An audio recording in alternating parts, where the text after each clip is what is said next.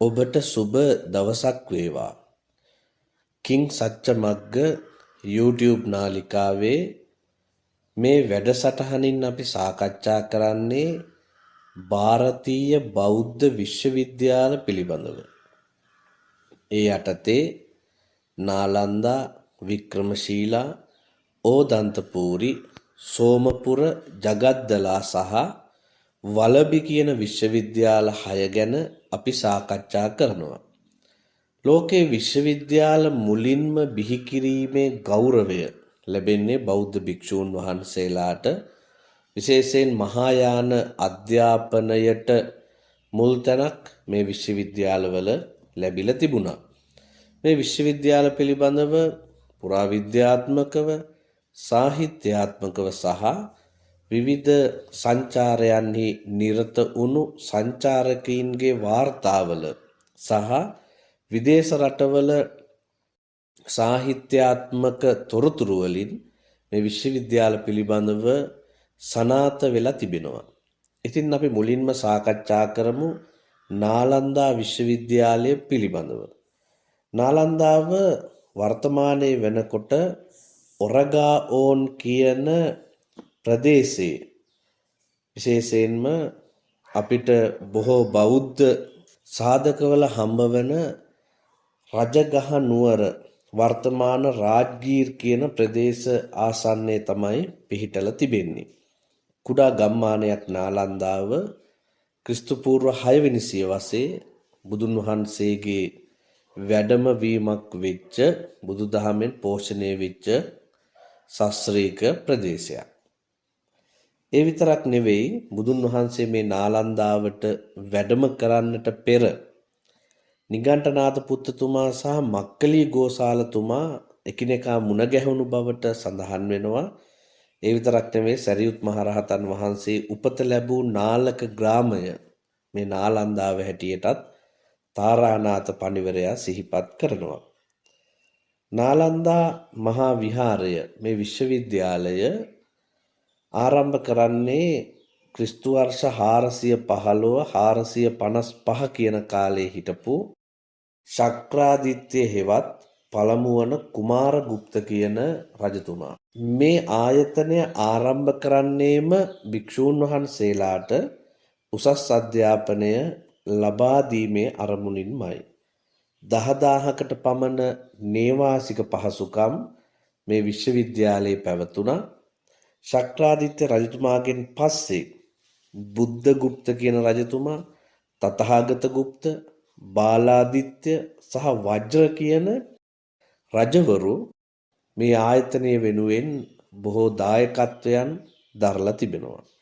විශේෂයෙන්ම මෙහි තිබුණු ගල් කැටයම් ආදී අලංකාරීත්වය පිළිබඳව විශේෂ තොරතුරු රැසක් සඳහන් වෙනවා. 1510ක් ගුරුවරු හිටපු බවත්, ඉන්නඟට ගුරුවරුන්ට උපස්ථාන කරන්න පිරිසකුත් ශිෂ්‍ය පිරිස හැටියට සඳහන් වෙන්නේ 7000ක පමණ පිරිසක් හිටපු බව. වැඩිපුර බෞද්ධ භික්ෂුන් වහන්සේලා සහ අඩු පිරිසක් ගිහි ශිෂ්‍යයෝ අධ්‍යාපනය ලැබුවා. මෙහි තිබිච්ච තවත් එක් විශේෂ කාරණාවක් තමයි මේ විශ්වවිද්‍යාලයට ඇතුල් වෙන්න ප්‍රවේශ විභාගය ඉතා අසීරු වුණා. ඒ පිළිබඳව සඳහන් වෙන්නේ මේ විභාගයට පෙනී හිටපු 80%ක්ම ප්‍රවේශ විභාගය අසමත් වෙච්ච බව. මෙහි ඉගෙනගත් ශිෂ්‍යයන් කොටස් 3ක් පිළිබඳව සඳහන් වෙනවා. මූලික අධ්‍යාපනයේ වෙන ගුරුකුලයකින් ලබාගෙන අවුරුදු 15 සම්පූර්ණ වුණාට පස්සේ මෙයින් අධ්‍යාපනය ලබන්න ශිෂ්‍යෝ පැමිණියා. දෙවෙනි කොටස තමයි මූලික හා ද්විතීයි අධ්‍යාපනය ඉවර කරලා වයස අවුරුදු 20ක් පිරිච්ච උපාධි අපේක්ෂකයන් මේට ඇතුළත් වුණා.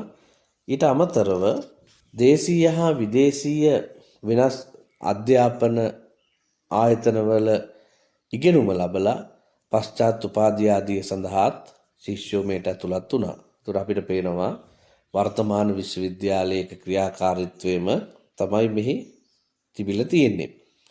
නාලන්දා විශ්වවිද්‍යාලයේ අධ්‍යයන විෂය ධාරා 5ක් යටතේ වර්ගීකරණයට ලක් වුණා. භාෂා අධ්‍යයනය, බුද්ධ ධර්මයේ අධ්‍යයනය, දර්ශන අධ්‍යයනය හා ලෞකික විෂය අධ්‍යයනයත් ලලිත කලා අධ්‍යයනය කියන කොටස් 5 නාලන්දා විශ්වවිද්‍යාලයේ පැවතුණා. විශාල පුස්තකාලයක් පිළිබඳව තොරතුරු ලැබෙනවා. රත්න සාගර, රත්නෝදදි සහ රත්න රංජන කියන නම් වලින් හඳුන්වාපු ගොඩනැගිලි 3ක් සහිත විශාල පුස්තකාලයක් මෙහි පැවතුණා. අධ්‍යාපන ආයතනයක හදවත බඳුව පවතින්නේ පුස්තකාලය. මේ දිනකට දේශන 100කට ආසන්න ප්‍රමාණයක් පැවතිලා තිබෙනවා. දේශන ක්‍රමය තමයි වර්තමානයේ බොහෝ විශ්වවිද්‍යාලවල තිබෙනවා වගේම මෙහි පැවතිලා තියෙන්නේ. ළඟට විවෘත විවාද ආදිය පැවතිලා තිබෙනවා. ඉතින් මේ විදිහට තමයි නාලන්දා විශ්වවිද්‍යාලයේ අධ්‍යාපනය පැවතුනේ. ඒ අතර මේ නිදහස් අධ්‍යාපන ක්‍රමයක් ශිෂ්‍යයන්ට තිබුණා. රජවරු මේ සඳහා ගම්වර පූජා කළ තිබුණු නිසා ශිෂ්‍යෝ නිදහසේ Tamanගේ අධ්‍යාපන කටයුතු සිද්ධ කරගෙන ගියා. ඒ වගේම මේන් බිහිවෙච්ච උගතුන් දේශීයව විදේශීයව ධර්ම ප්‍රචාරය වගේම විවිධ ග්‍රන්ථකරණෙහි නිරත වුණා. මෙහෙම තමයි අපිට මූලිකව නාලන්දාව පිළිබඳව සාකච්ඡා කරන්නට පුළුවන්. අපි ඊළඟට බලමු වික්‍රමශීලා විශ්වවිද්‍යාලය. වික්‍රමශීලා විශ්වවිද්‍යාලය වර්තමානයේ ඉන්දියාවේ කොල්ගොන් නගරයෙන් සතපුම් 6ක් පමණ උතුරින් තමයි සාධක හම්බ වෙන්නේ පිහිටා තිබිච්ච බවට. නාලන්දා විශ්වවිද්‍යාලයේම සහෝදර ආයතනයක් හැටියට තමයි මේ පවතින්නේ. මේ ආරම්භ කරන්නට මුල්ුණේ කම්මපාල කියන තෙරණුවෝ. පාල රජ පොරපුරට අයත් ධර්මපාල කියන රජතුමා. එතුමා ක්‍රිස්තු වර්ෂ 770 810 කියන කාලයේ තමයි ඉන්නේ. ඊට පස්සේ ණයපාල කියන රජතුමත් මේ සඳහා බොහෝ අනුග්‍රහයන් දක්වලා තිබෙනවා. පාල රාජ්‍ය සමයේ වික්‍රමශීලාව බොහෝම දේශාන්තරවල පැතිරිච්ච කීර්තිරාවයක් සහිත අධ්‍යාපන ආයතනයක්. වික්‍රමශීලාවටත් ඇතුල් වෙන්න ප්‍රවේශ විභාගය ඊටාම අසීරු වෙලා තිබෙනවා. මේ විද්‍යා මණ්ඩප 6ක් තිබුණු බවටත් ඒ ద్వාර පඬිතවරුන්ට ඒවා බාර වෙච්ච බවත් කොහොම නමුත් අපි නාලන්දාවේ සඳහන් කළා වගේම ඊටාම සීමිත පිරිසක් තමයි මේට ප්‍රවේශ වෙන්න අවස්ථාව ලැබුණේ. ඒ වගේම මෙහි අධ්‍යාපන හා පරිපාලන කටයුතු සඳහා 114 දෙනෙක් සිටි බවත් සඳහන් වෙනවා.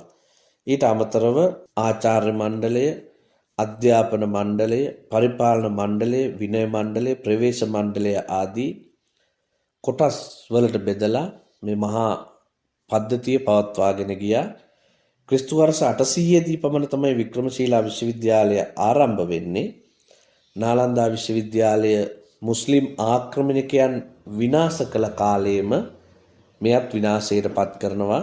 මේ විශ්වවිද්‍යාල පද්ධතියම මුස්ලිම් ආක්‍රමණිකයන් විසින් විනාශයට පත් කරනවා ක්‍රිස්තු වර්ෂ 1200 දී පමණ. විශේෂයෙන් මේ විනාශය සිද්ධ කරන බවට සාධක හම්බ වෙන්නේ මුස්ලිම් ආක්‍රමණිකයෙක් වෙච්ච බක්තියාර් කිල්ජි විසින්. මේ විශ්වවිද්‍යාල පද්ධතියේ සියලු පුස්තකාල ගිනිබත් කළා. භික්ෂූන් වහන්සේලාගේ හිස ගසා මරා දැම්මා. මේ සියලු ආයතන ගිනිබත් කරන්නට ඔහු කටයුතු කළා. වික්‍රමශීලා විශ්වවිද්‍යාලය පිළිබඳව තොරතුරු සාමාන්‍ය පරිදි අපිට ලැබෙන්නේ. මේ පිළිබඳව මේ සියලු විශ්වවිද්‍යාල නාලන්දා විශ්වවිද්‍යාලයේ ආකෘතියටමයි සමානව පවත්වාගෙන යන්නේ. ඕදන්තපුර විශ්වවිද්‍යාලය පිළිබඳව අපි සාකච්ඡා කරනකොට ක්‍රිස්තු වර්ෂ 660ත් 705ත් අතර කාලයේ රජ කරපු ගෝපාල කියන රජතුමා ඕදන්තපුර විශ්වවිද්‍යාලය බිහි කළා. නාලන්දාව ළඟට පැරණිම විශ්වවිද්‍යාලය ඕදන්තපුර විශ්වවිද්‍යාලය. නාලන්දා විශ්වවිද්‍යාලයට සතපුම් 6ක් පමණ නුදුරින් තමයි මෙය පිහිටුවේ. 12000ක් පමණ ශිෂ්‍ය පිරිසක් මෙහි වාසය කර බව ටිබෙට් වාර්තාවල සඳහන් වෙනවා. මුස්ලිම් ආක්‍රමණ වලින් ඕදන්තපුර අධ්‍යාපන ආයතනයත් විනාශ වුණා. සෝමපුර විශ්වවිද්‍යාලය සෝමපුරය බංගලාදේශයට අයත් ප්‍රදේශයක තමයි පිහිටලා තියෙන්නේ. පාල රජ පෙළපතට අයත් දේවපාල රජතුමා සෝමපුරෙහි ධර්මපාල මහා විහාරය නමින් බෞද්ධ සිද්ධාස්ථානයක් ඉදි කළා. එහි වර්ග සතපුමක් පමණ වෙච්ච ප්‍රදේශයක ඉදිකිරීම සිද්ධ කරලා මේ විශ්වවිද්‍යාලය පවත්වාගෙන ගියා.